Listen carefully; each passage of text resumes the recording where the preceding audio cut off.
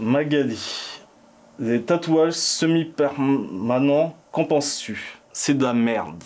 C'est de la merde, ça n'existe pas à mes yeux. Bonjour, moi c'est Lito, tattoo artiste depuis à peu près une dizaine d'années, voire plus, je me rappelle plus. Voilà. Donc on va répondre aux fameuses questions de Cru, de Zugor. Qu'est-ce qui t'a donné l'envie de devenir tatoueur? Y a-t-il des formations ou des études pour faire ce métier? Il n'y a pas d'études réellement. Le tatouage en soi, faut déjà être intéressé par l'art, faut savoir dessiner un minimum. Après, de nos jours, tu as énormément de choses qui te permettent de passer outre, de faire du dessin, mais avec énormément de sites, énormément de recherches à Internet, tu peux te débrouiller, mais il faut être passionné. Formation, en général, c'est une formation de 2 ans avec un tatoueur qui a plus de 10 ans d'expérience. Faut pas croire que tu vas piquer de la première année, à part si tu es extrêmement doué. La première année, c'est surtout une année d'observation. La deuxième année, tu vas commencer à faire des petits tatous, mais faut toujours essayer de rester sur des choses que tu penses pouvoir réussir. Ne jamais oublier que ça reste ta vie, parce que si tu tatoues tes proches, c'est des merdes que tu leur auras fait ou pas. Tu les verras tout le temps, donc à toi de savoir si tu es prêt à assumer. Et ce qui m'a donné envie de rentrer dans le tatouage, clairement, rien. En fait, ça m'est tombé dessus. De base, je suis rentré dans le tatouage, on va dire, par hasard. C'était juste une question de support qui m'a intéressé. Puisque avant j'étais dans le graffiti. Étant petit, tu prends des transports, tu vois des murs colorés, ça t'attire. J'ai toujours kiffé le dessin. Forcément, ça m'a attiré. Je me suis mis dans le graffiti. Pas mal de vandales, une vie dans le graffiti intéressante. Mais le tatou, c'était vraiment le côté support. Puisque par rapport au graffiti, ton intérêt, c'est que ton art se voit par de plus de monde. Et il n'y a pas mieux que le support humain, parce qu'un client que tu vas tatouer, qui rentre chez lui, que sa famille voit le tatou, qui partent en vacances, qui prennent des photos, partout où il ira, ton tatou se verra. Donc c'était plus ce côté, la vue par un maximum de personnes. Et déjà, comment tu fonctionnes pour calculer le prix du tatouage? Petite précision, on ne calcule pas la gueule du client, bien qu'il y en ait beaucoup qui pensent. Non, ça va être plus par rapport au temps et à la complexité du tatouage, peu importe ta taille. Très souvent, le client va te dire « ouais, je veux faire un tatou, c'est petit, c'est rapide ».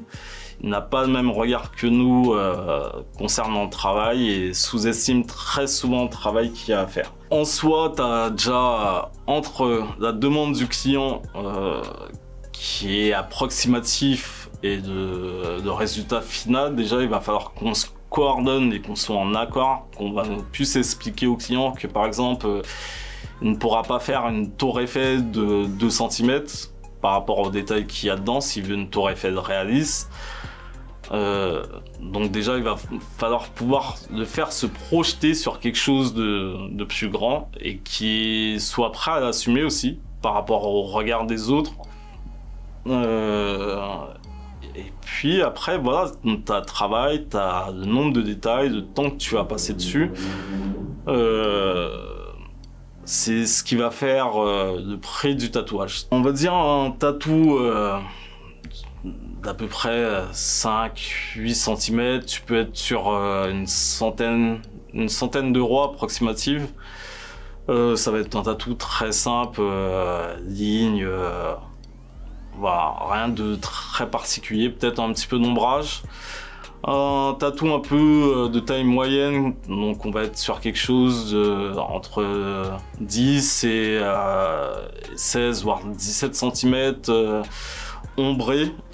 On peut déjà être sur une tranche de 250 à 300 euros. selon de travail, mais ça reste encore sur des bases de quelque chose de très simple. Maintenant, tu attaques quelque chose, on va dire une demi-manchette ombrée, sans couleur, avec un peu de détail. En général, tu vas être sur du 600-800 euros. Amy, une anecdote marrante sur un tatouage. Anecdote marrante sur un tatou. Si quand même. Mais là c'était un collègue à qui j'ai tatoué l'intérieur de la main. Très motivé, très chaud, très sûr de lui. La séance s'est pas passée du tout comme elle devait se passer. 3 petits malaises et il est redescendu sur terre. Donc voilà. Mais petit moment de kiff. Ouais. Lucas. As-tu déjà fait des face tattoos? Sinon, as-tu refusé d'en faire? J'en ai fait pas mal, des inattendus même des fois. Tatou en mode ultraviolet, précision, ça ne se voit que sous lumière UV. Quelles sont les zones les moins douloureuses à tatouer? Ça, concrètement, ça dépend réellement de chacun. Parce que chacun a sa sensibilité. Donc, dire vraiment une zone douloureuse, voilà, concrètement, on peut pas le préciser. Magali, y a-t-il des contre-indications selon les carnations? Non, pas vraiment. Après, si c'est quelqu'un qui a des problèmes de peau, à vérifier avec le médecin, demander l'accord du médecin. Sinon, rien de particulier. Alors, Jules, est-ce que c'est plaisant de voir autant de corps? Ça dépend, ça varie. Il y a des corps intéressants, comme d'autres, tu vois. Ou à force, on perd en sensibilité, on voit plus ce corps, mais que la peau avec des reliefs. Question particulière en soi, parce que après ça dépend plus du feeling et des discussions que tu peux avoir avec le client. Mais en général, quand tu te concentres, c'est une partie du corps et tu te concentres sur ton tatouage, tu ne regardes plus ce qu'il y a autour, quoi. Ce qui permet vraiment de faire ton travail correctement. Noémie, anecdote du pire client. Oh, il y en a, je dirais pas pire client en soi, puisque c'est une question de stress plus qu'autre chose. Après, on a des cas, donc on peut pas dire vraiment pire client, puisque chaque personne est différente et après c'est à nous de savoir prendre le client selon son stress. Starsider. Est-ce que parfois il t'arrive de te dire que tu ne serais pas capable de faire tel ou tel tatouage? Et si oui, comment tu réagis? Ça ne m'arrive pas en soi, parce que j'adore les défis et j'aime pousser mes limites. À mes yeux, c'est comme ça qu'on évolue. Donc à la rigueur, je vais prendre un peu plus de temps sur le travail avant le tatou pour bien comprendre ma pièce. Mais non, j'aime pas me donner des limites au niveau du tatouage. J'aime pousser vraiment le délire. Magali, quel est le tatouage qu'on te demande le plus? Initialement, on va dire des initiales pour un nouveau-né, pour un enfant. On a une grosse période, et je pense que la Terre entière le sait, du fameux signe infini, sous toutes ses formes.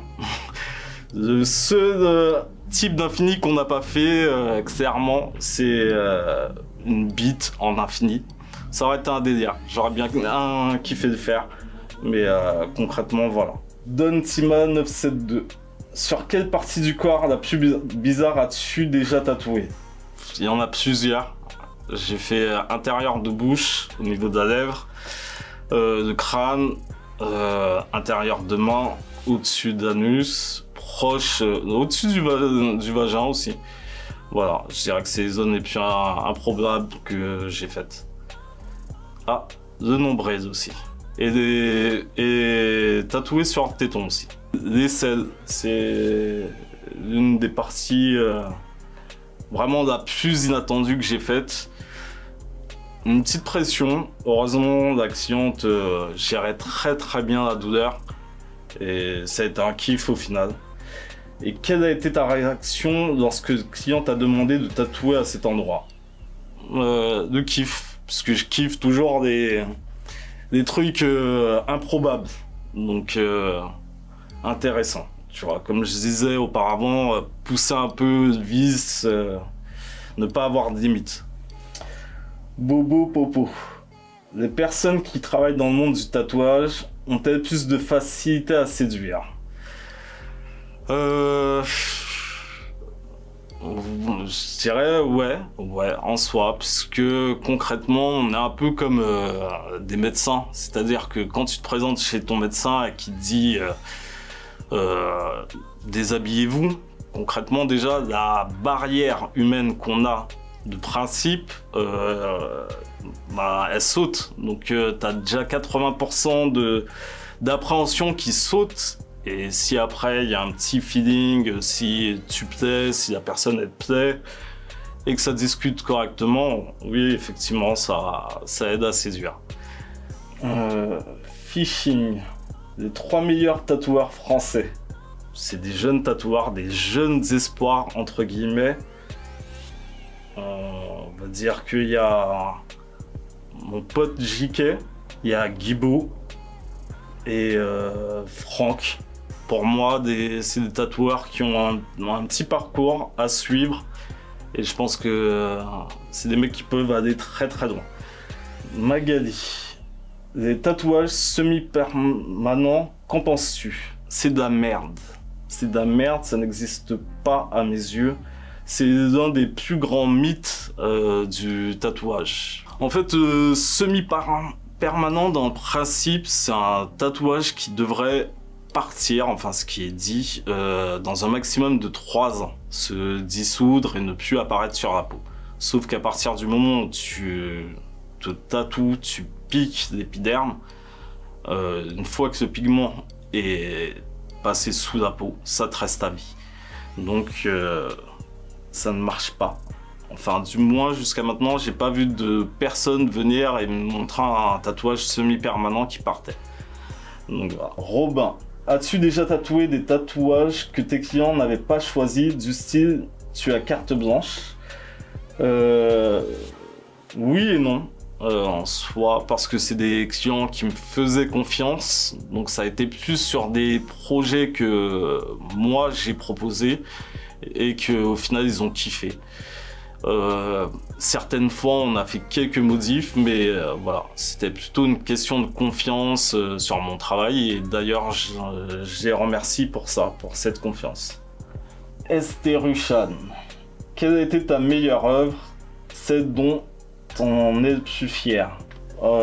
Question un peu difficile je dirais, puisque heureusement pour moi il y en a quand même pas mal dont je suis fier.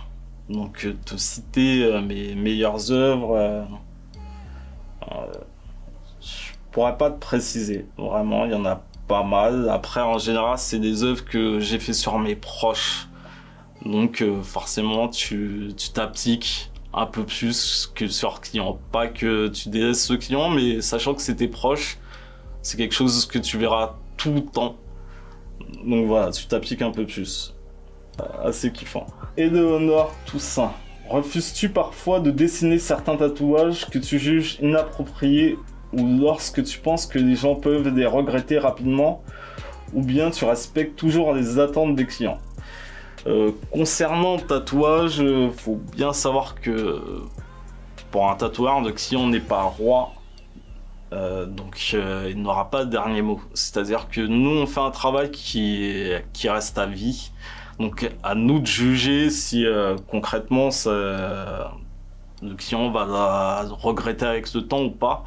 Et c'est aussi notre marque de fabrique, puisque concrètement le client qui va venir avec son dessin qu'il a fait quand il avait 12 ans et qui veut que tu reproduises exactement la même chose, le tatoueur qui va le faire, faut qu'il sache bien ce qu'il fait, pour ma part. Je dirais parce que le client, quand il va présenter son tatou à ses potes, il ira pas dire oui c'est mon dessin, Il dira ah ouais, je me suis fait tatouer, c'est un tel. Donc aux yeux des potes, des amis, voilà, ton taf, ça sera son dessin de quand elle avait 12 ans, quoi. Donc je te laisse imaginer la suite. Donc ta réputation empathie. Donc voilà. Donc après c'est le tatoueur qui valide ou pas ton choix et qui va te conseiller. On est là pour ça. Pour tout projet tatou, franchement, renseignez-vous énormément. N'ayez pas peur des tatoueurs. On ne mange pas. On est des personnes lambda comme tous. On va tous aux mêmes chiottes, je précise. Et sinon voilà. C'était un plaisir et abonnez-vous à Cru.